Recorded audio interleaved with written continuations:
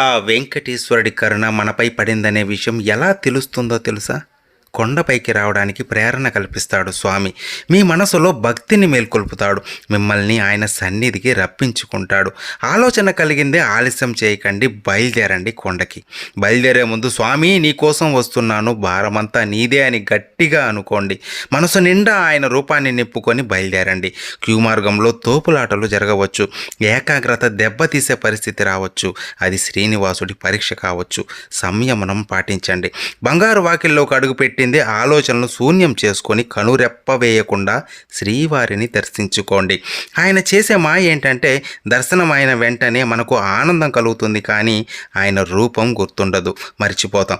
అందుకే ఎవరితో మాట్లాడకుండా ఆనంద నిలయ ప్రదక్షిణ మార్గంలో ఎక్కడైనా ఒక చోట కూర్చొని ఒక 2 నిమిషాలైనా ప్రశాంతంగా కూర్చొని స్వామి రూపాన్ని గుర్తు చేసుకోండి. ఆయన రూపం గుర్తొస్తే మీ జన్మ